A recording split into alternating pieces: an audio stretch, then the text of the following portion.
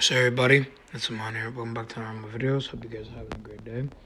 In today's video, as you see on the screen, we have two teams fighting each other in a very battle category. Hope you guys are going to enjoy it.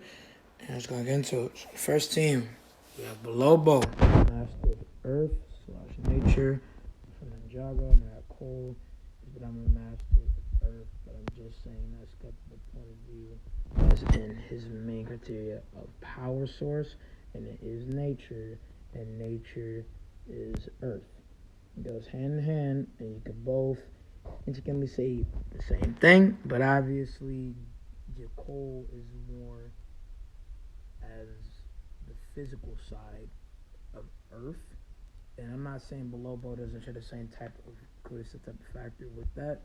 I'm just saying that with his abilities, it's a lot more intricately versatile, and it has more implications of earth and very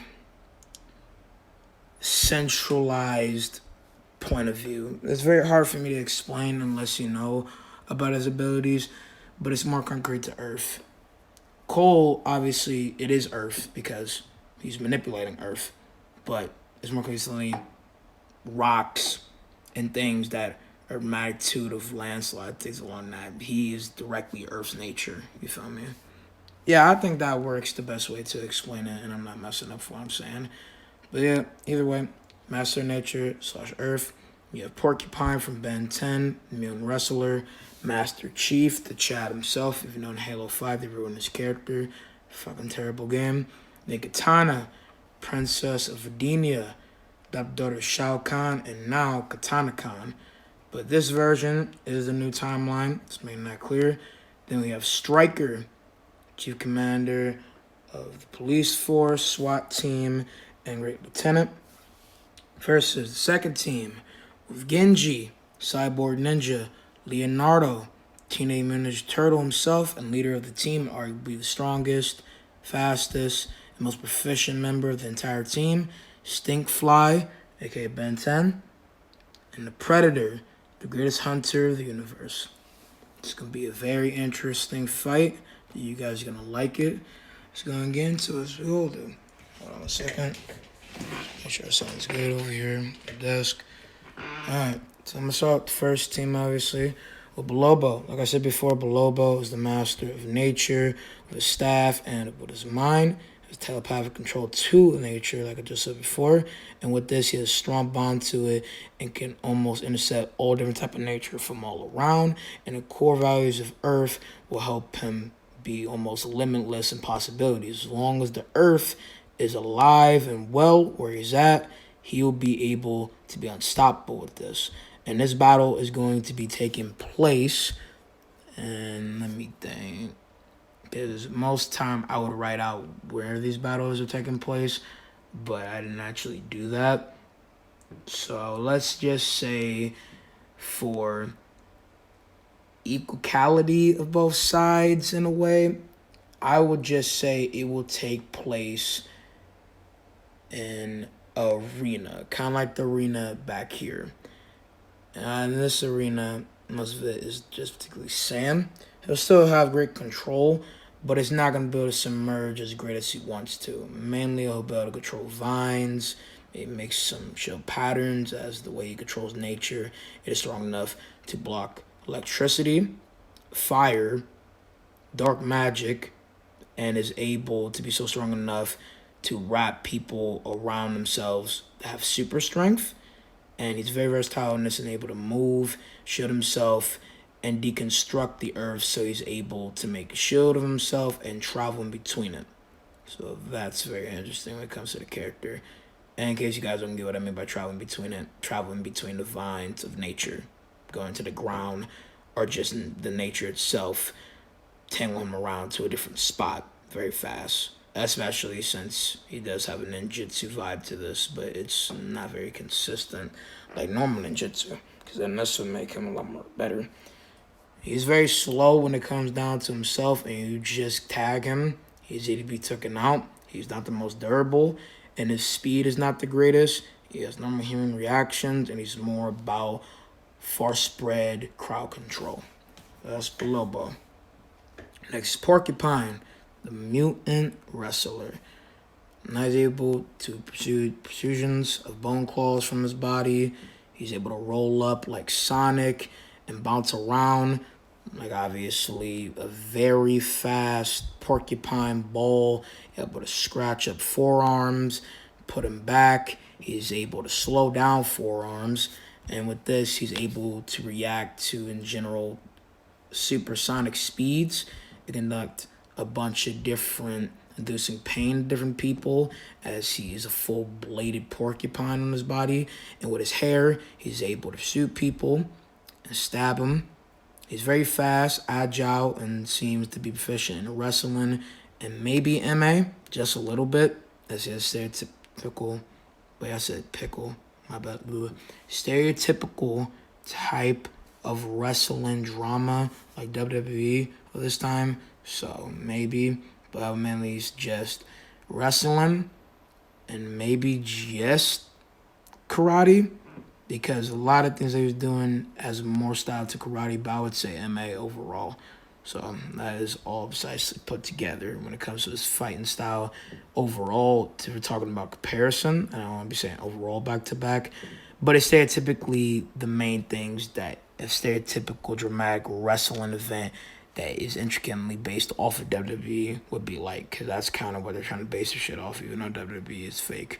When I found that out, bro, my life was over. I don't know how I said pickle, though. Stereotypical. It might just sound like that because of the output of how I was saying it, and the audio is good, so it's not even like that of how it's being perfected into the normal scenery and all that within the video. And that is like as a slang for how it's equitably put, you feel me? Because I'm trying to make sure this is all good. You guys can hear me, so there's no problems. Could be between my phone and a computer. It can be messed up sometimes, but it's going to be normal. It's good. Sounds good. I'm going to go and get back on what I was talking about and talk about one more thing about Porcupine. And hold up. Yeah, just project nicely. And besides stereotypical WWE / wrestling MA fighting style, he's not necessarily the most brightest. He more sticks to his speed and agility, but at the same time his durability is bad. He cannot get out of most other situations where he's defensively crowded. He only has one big showcasing in one episode of Ben 10. That's in the classic series. His character is forgotten. I actually thought he was one other character, but he's actually not. And that's unfortunate because I really think he's pretty cool. And yeah, that's really it for Porcupine, man. Nothing else really ethically good about him. But he is very skilled. And he will give you some motherfucking lobs. He will beat your ass. Do not get it twisted. You will get flattened in Porcupines. That's all I gotta say. But next, we got the great, fine, body Princess Kitana. I'm gonna stop for a Luke Kane Cox my ass. But she's very proficient. Don't let her beauty excite you. When it comes to her twin blade, like Katana Spring, what is it called again? It's like a fan, but there's actually a name for it. I'm glad I'm able to talk pretty consistently today. And obviously, I don't mess up necessarily rapidly. I'm just glad that I'm able to concretely say all this. But no matter the case, it's like a fan. She's able to project wind, control the wind. She's faster than light. And stinkfly is faster than light as well. So in case you guys think Katana speed blitz, she can speed blitz everybody else except for Leonardo, because he's also faster than light. And we're using comic book Leonardo, by the way, just want to make that clear. No, it's the Michael Bay or whoever produced those movies / directed them. But no, it's the Teenage Mutant Turtle comics from start to finish. I just want to make that clear. And we're not necessarily counting the last run because there's not really big consistency of feats conducting that, and there's really no difference. And you can predict that as canon, but that's debatable if you want. But just making that clear. And Predator is not faster than light, and we're using comic book Predator and the movies that are technically intertwined within the series, projectively. I know that he is way hypersonic, but a Predator in general / the general Predator, because we're using a full-grown Yacha for this one. I don't know if I'm saying the name right. But in general scope of how comparison to a adult, male, great warrior Yacha, They're in general hypersonic. They're not faster than light. Okay, so that does not work like that. That is false. But katana, either way, efficient in taekwondo, karate, kung fu, spring backflips, and in a way, projectile manipulation. She's able to spring a bunch of things out of the ordinary because of her wind abilities, and she's also able just to be very agile in different scenarios where she's able to conduct this wind to split up people's arms with a great force. So within her fighting style, she's able to move very fast. She does a lot of crazy different shit, mixed leg back spring type of kicks, and then using her butt/back as a weapon. Very interesting. And yeah, she is the MVP of this team next to Master Chief. Yeah, that's pretty much it for Katana overall. And obviously she's Queen of Outworld, Dane Liu Kang. Technically the queen of all, well, not necessarily all, depending on the technical canon, but Liu Kang's ending is canon. But that's not necessarily a dividing kingdom. Like, it's more of just like a title. So she's the assistant / partner and interceptingly the queen of a timeline. She doesn't have time manipulation. She is able to react to time skip type of movements, but she's not beyond time. She does not have infinite speed to immeasurable, because then this is a speed blitz either way. This is katana 1v4s. It don't fucking matter. But anyway, moving on to Stryker. I already talked a little bit about Stryker and who he is, but Stryker is pretty much just a normal type of cop, but I'm proficient. His mixed martial arts training, kickboxing, normal boxing, MA, wrestling, taekwondo, and knows mixed kickboxing and a little bit of hyper but not that much if I'm saying it right, but hyper skill type of capoeira. Like, he basically is drastically more better with it in between engaging spots, but it's not necessarily something that he is the best at, but it's something that is not very consistent with his character, but it has been said in his bio before. His baton, gun, taser, 2 handguns, by the way, has a riot shield in this picture. We're going to be using that for this type of scale. It is a one-handed type of hyper shield, so it will probably only work drastically better when it comes to maybe somebody like the Predator or Genji. Now, he is the weakest character here next to bolobo. I said Babalo. Oh my god. What the fuck? I can't even talk today, bro. Like I was saying, oh my lord, not Babalo or Bolobo. I don't know what I'm fucking saying right now. He's a weaker link than Bolobo, but at the same time, he's a lot more structurally better because he's a lot more versatile. He can have a little bit better defense, but this defense will only work a little bit against the Predator. It's not really going to work on Genji, Stinkfly, or Leonardo because all 3 of those characters can dodge bullets. 2 of them can easily cut bullets.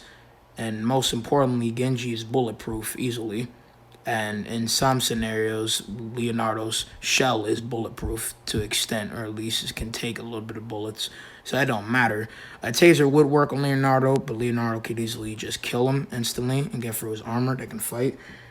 But this is current timeline Stryker, and Stryker is able to keep up with Ermac, fight Reptile, take his poison. He's pretty durable, can take a beating. And that's really it when it comes to Stryker. Not really that much altogether, but he'll be able to support the team a little bit, but not that much altogether.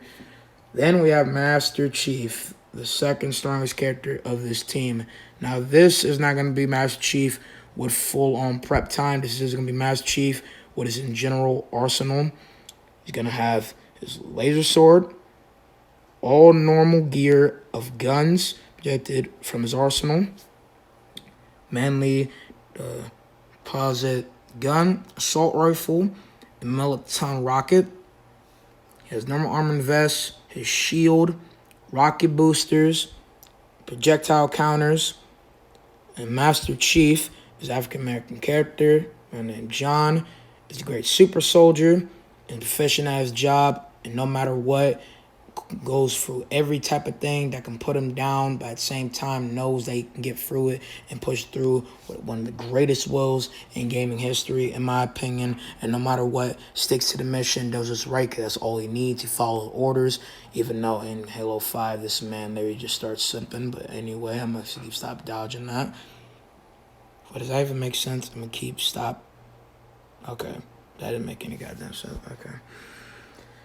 I'm losing brain cells with everything I'm saying right now. This is very embarrassing. Look, what I'm saying is I'm going to keep trying not to dodge that overall, because how I said it did not sound right, and I wanted to make that clear as possible. And I mean to pull that up. My phone almost fell. But anyway, like I was saying, his will gets him for a lot of situations. He's very lucky, but he's professional, like I said before, and what he does is a great leader, general/chief. And I don't think I'm stuttering with any of this. And overall is a great commitment of a person's will to always go for the highest ranks of danger, but still pull out as the ultimate soldier of victory. This dude is a war machine, a strategist, and will debatably be the leader of this team. Will combat well with Striker and might even share his gear. It will help out because the Striker will actually be very suitable with that, even though he does not have as much experience with Master Chief, because Master Chief is on a whole different type of level. It'll be interesting. And I'm definitely going to like this because Master Chief first is Predator. It'll be very interesting. For the first team, and to reconfide what I'm trying to get at with some of these characters and their skills, is that some of these characters will be a little bit weaker in this big environment, but these other characters will not, as they're a lot more suitable to versatile crowd control areas. But Bolobo, not Babalo, where the fuck I called him, Bolobo is still a little bit more significant than Striker. I can talk properly, is conducted well, big brain tile moves. We're going to get back into this. And tile, it's big stacks. You get the slang, I'm going to keep composition when I'm trying to get at, all right? The second team, we got Genji. Already talked about him before, but the main thing he's going to be able to do in this, he's going to be able to take out Striker if he wants to. He might have a little bit of a problem with Porcupine, but he will be able to mess with him. And this is not really necessarily something that is consistent, but it's something to be projected a little bit as the same type of material durability. Porcupine doesn't necessarily have the skin to not be hurt by blades. It just depends on how hard you hit him. But general strokes, strikes, and very harsh, lean cuts does not necessarily hurt him. You have to fully penetrate and accelerate a very convenient force, but that force doesn't need to be a full-on death swing. It just has to be something that can actually sufficiently cut him fully open, because his skin is very durable because of his porcupine-like skin. Just think about it. So let's make that clear. But again, he's going to be easily able to cut him either type of way. This is mainly about Leonardo, and even without that, his hand-to-hand combat could give him some lobs, but normally in some different scenarios, Leonardo's hand-to-hand combat is not bad. Just how Porcupine fights and easily can overpower him, if he doesn't actually swiftly cut him, I believe Porcupine would actually be able to overpower him. No matter the fastest speed of light, consistency, skills, and drafting, accumulating parts of strategy Leonardo could put into this, I don't really think it's going to take him out. And I don't think I'm stuttering. I feel like I'm just talking really fast. But if you guys are not good what I'm meaning, I'm saying that how Leonardo congruently strategizes and speed and acceleration will not work if it's fully in your face, back to back within this fight. But it can work if he actually is putting some precision of blow into his skin with his blades. And that is only if he's out from his normal blade skill. I'm going to try to make this up more and more as I go, not as making it up, obviously, because I did through the informational scans and proposition for all of this. It kind of sounds a little bit weird when I'm saying that, but I think you guys get what I mean. But if he is just going in full hand-to-hand combat and trying to beat him like that, that's not going to work because he's pretty much impenetrable for him. But if he gets in with great swift strikes, then that will matter.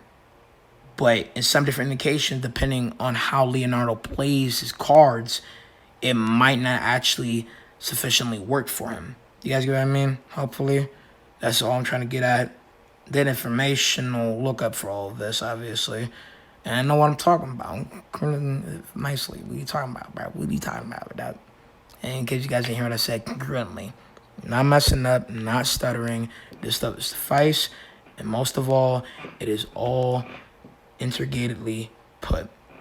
I'm going to get back on what I was saying with Genji just a little bit, but I just want to make that clear in case people are not getting what I'm saying in this big explanation, because it can be a lot of things to be underestimated and not as muchly profoundly put, because you can put all of this stuff into a different type of predicament of unsolving points in between fights of how they could go out. I'm just trying to make sure you guys get the literal gist of all characters, you feel me?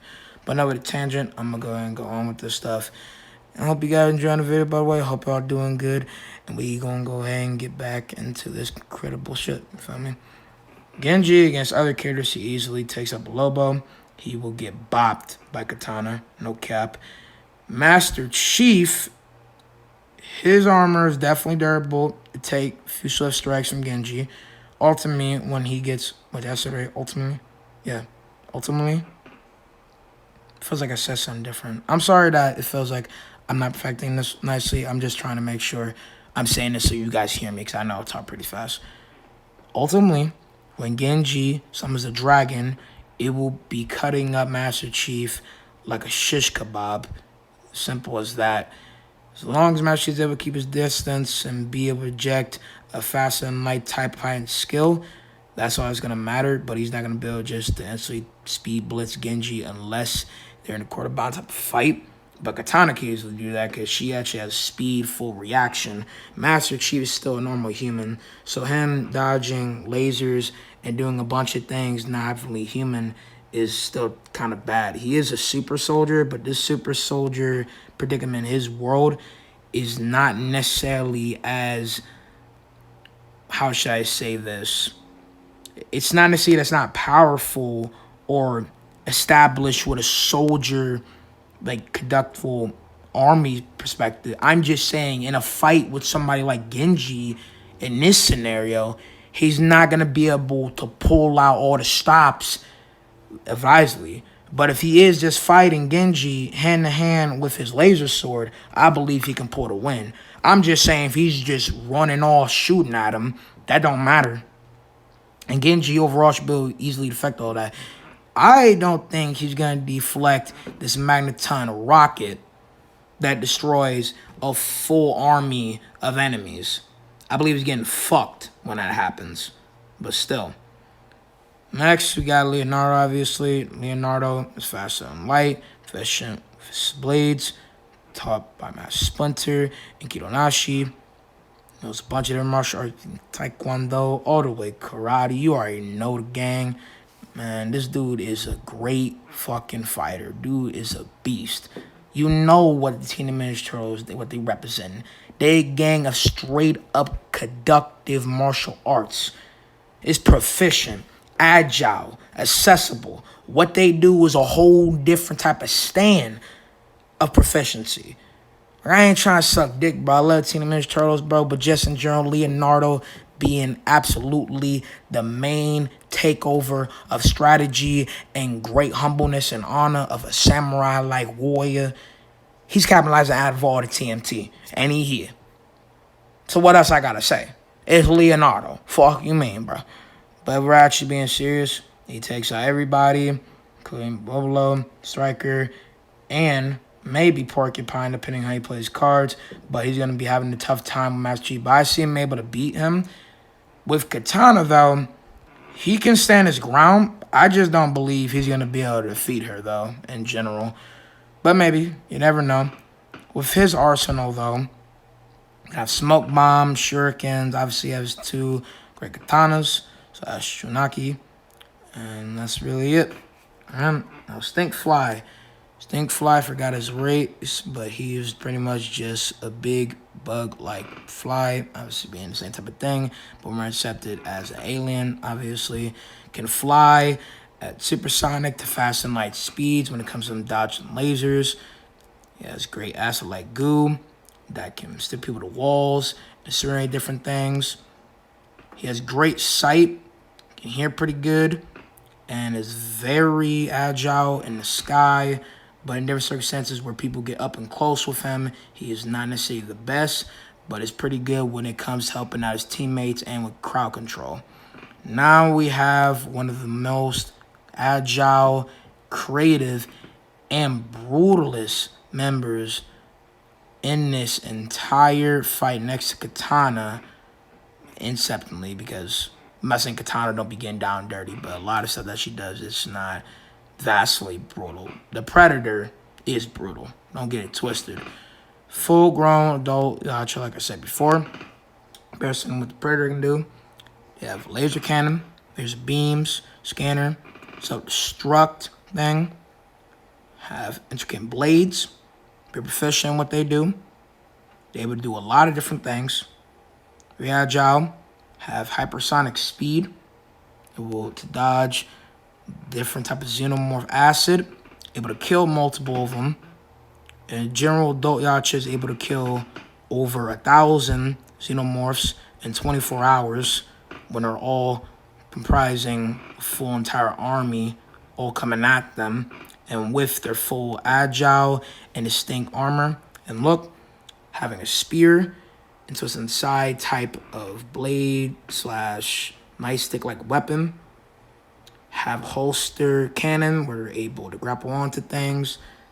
And in this person is going to be having the great distinct armor of great Yacha that's graduated for the highest peaks of ranks, as that's where most adult Yachas stand. And this armor is able to take the acid of a xenomorph, cannons, bullets, tasers, and everything's along that, and are able to take a bite from a mother xenomorph. So that's very interesting. And I'm glad, again, I'm not trying to go on a tangent with this.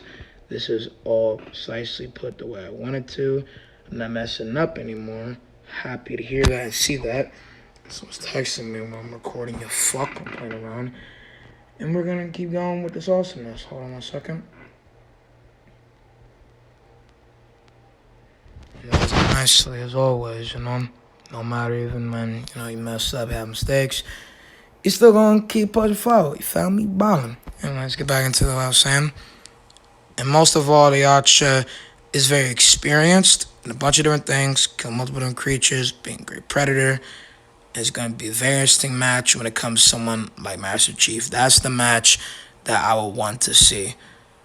Both great leaders in their own right, strategist, humble, honorable, and stick to the mission no matter what. And they got great will. And they both from space. So, whatever. I mean, I know that Master Chief is human, but the human race of his time is not predominantly the same type of human race in this. They're biologically advanced. So, that's a lot more different. Let me still get my point. I'll explain both teams and fighters. Hope you guys are going to enjoy this fight's going to be out, obviously. So, in the arena, I see Bolobo going on offensive, trying to bring in some defense and trying to separate them. Genji will cut through the vines and starts trying to go in. I see strikers start popping off shots. Leonardo is going to be trying to go in. And with this, stinkfly will be taken to the air. Kitana is going to spring herself up to the air and try to do something against stinkfly and react to his speed. Porcupine will see Yacha and be like, okay, let's see what you got, ugly. But Yacha is going to go at him. They're going to be fighting. And easily with one cut, Porcupine's skin is damaged. If in this fight, I see Porcupine trying to keep his ground and starts throwing a bunch of his different protrusions and trying to fight him hand to hand. But Yacha is already going in. And Yacha in general are not all bloodlusted, but are very this guy seems like it's a contradiction, but it's a weird way for me to explain it.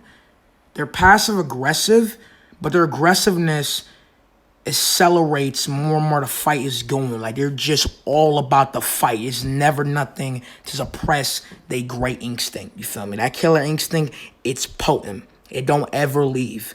So in general, Porcupine's going to keep trying, but it's not going to work. I see him turning up into his spike ball and bouncing the Yacha back, but Yacha springs back up and shoots his laser cannon at Porcupine, and Porcupine just gets one-shotted. There's nothing stopping him from taking that blast and dying. Like, in general, there's nothing he can do against that. He could possibly dodge it if you want to like, put in that phrase. Okay, that kind of sounded weird. I'm not going to keep going with that. I'm going to keep moving forward. It feels like I'm saying it weird. It is because I'm talking super fast. I hope y'all get what I mean either way. He could dodge it, but even still, the Arch has a bunch of different ways to come down the sides. And if he does dodge it, he can keep spraying a bunch of different lasers and eventually catch him off guard and decapitate him. Porcupine is out of the fight.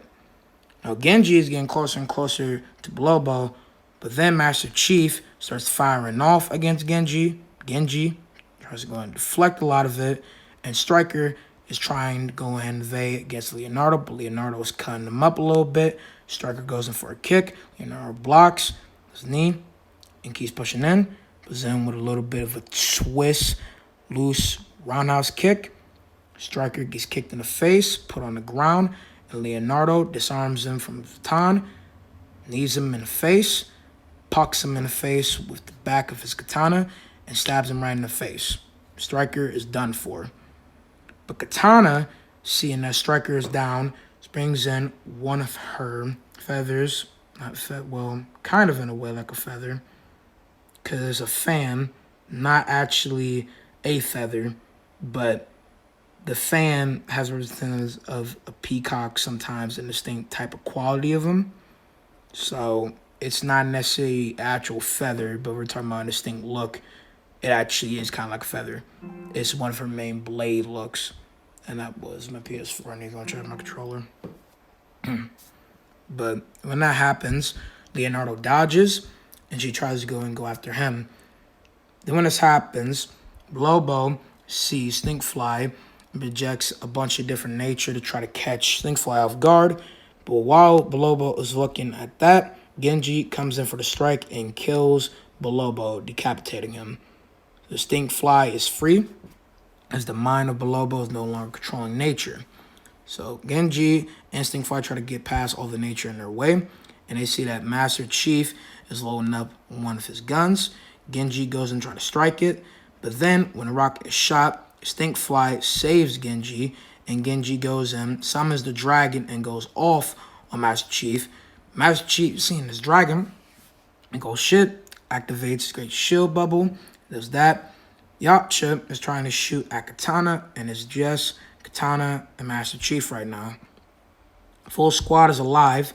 Katana is running the hands with Leonardo, cutting him up swiftly, using the wind to disarm him, kicks him, then pounces on him with a knee, and then conducts a bunch of different friendly talents of her blades, and slices it into Leonardo, but Leonardo's still alive. Wrestling on the ground, she's about to kill him. Then Yacha tries to kill her by spearing her with the spear. But when this happens, it stabs her in the leg. They twist around, and she is getting power drive by the Yacha, and the Yacha is stabbing her, and Katana is not doing the best a little bit here. But Katana is tired of all of this, and this brings in a bunch of her different fans around him, pushing up the Yacha, and then instantly, with swift drive, cuts the Yacha in half, just like that. Leonardo, using smoke bomb, comes in behind her, throws some shurikens. Katana deflects these and moves swiftly. Then, straight up combatantly, how should I say this? This is a very weird technique, and obviously this is an animation, so I can't really explain this the best. But she has this little move where she basically jumps on you, then calibrates your arm in a different way, and then floors you into the ground by the head. So submission and wrestling throwdown, pretty much. But like she does it with all of her legs onto the person's neck. And this alone can be caused into a brutality. And Leonardo is already damaged enough here. So I see this as him getting fucking folded just like that. Stinkfly is really terrified of this woman now and is trying to keep his distance. But Genji has the ability to be precise to do this.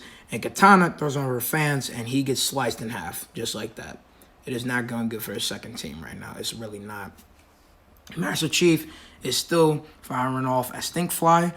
And at the end of the day, man, Stinkfly can try his best, but no matter if he's able to slow down Master Chief or even Kitana, either one of them can take him out.